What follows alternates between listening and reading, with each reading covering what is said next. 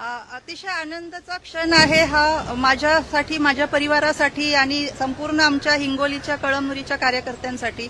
आणि आज मी माझ्या मनापासून खूप खूप धन्यवाद करते भाजपचे सर्व नेते मंडळी आणि विशेष करून आपल्या राज्याचे कार्यक्षम मुख्यमंत्री देवेंद्रजी फडणवीस आणि त्यांची टीम, ज्यांनी माझ्यावर विश्वास ठेवून एकतर मला पहिले 18 डिसेंबरला त्यांनी प्रवेश सुद्धा दिला आणि मला इतक्या सहजतेने या भाजप परिवारमध्ये मला सामावून घेतले, याबद्दल मी मनापासून खूप खूप भाजपचे आभार व्यक्त करते।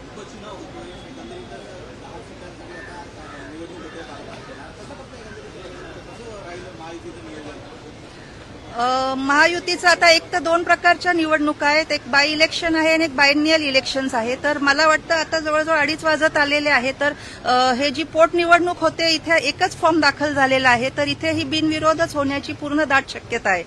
आणि उर्वरित जे बायनियल इलेक्शन आहे तिथे निवडणूक होण्याची शक्यता राहील, पण ते 3 वाजेनंतर आपल्याला क्लिअर होईल। राजीवजी असते तर आज खरोखरच खूप आनंद वाटला असता। आज त्यांची कमी आज मलाच नव्हे तर सगळ्या कार्यकर्त्यांना आणि हिंगोलीकरांना, पूर्ण देशामध्येच त्यांचे जेवढे कार्यकर्ते होते आज सगळ्यांनाच खऱ्या अर्थाने मला सगळ्यांच्या शुभेच्छा आल्या आणि सगळ्यांना आनंदाश्रू आज अनावर होत आहेत।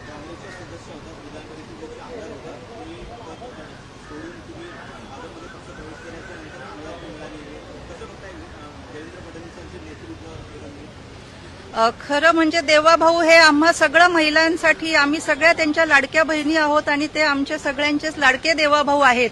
आणि त्यांच्या नेतृत्वामध्ये काम करत असताना खूप शिकायला मिळतं, खूप पाठबळ मिळते। आणि माझ्यासारख्या तर मी एक बहुजन समाजातून आलेली महिला आहे, मी एक विधवा महिला आहे आणि राजूभाऊ माझ्या पाठीशी होते, आज ते नाही आहेत, पण देवाभाऊ असल्यामुळे खरोखरच एक हिंमत माझ्यामध्ये आहे आणि खंबीरपणे मी त्यांच्या नेतृत्वामध्ये काम करण्यासाठी मी आज उभी राहत आहे।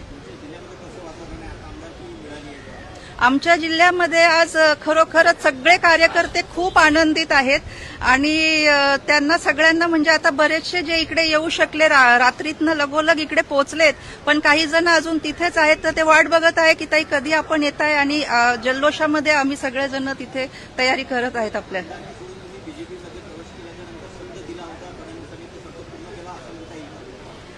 देवाभाऊंनी मला मी जेव्हा इथे आली होती तर भाजपमध्ये एक कार्यकर्ता म्हणून मी काम करणार असं मी त्यांना सांगून स्वतःच इथे आलेली होती। मी त्यांच्याकडून कुठल्याही प्रकारची मागणी केली नाही किंवा कुठलाही शब्द घेतला नाही, तरी सुद्धा त्यांनी मला पुनश्च एकदा MLC म्हणून काम करण्याची संधी दिली, त्याबद्दल मला खरोखरच खूप आनंद होत आहे।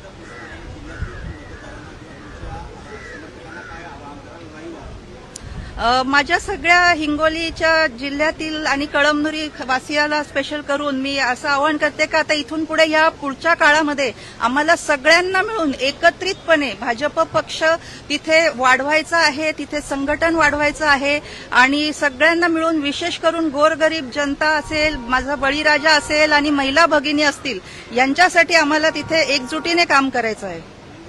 थँक्यू।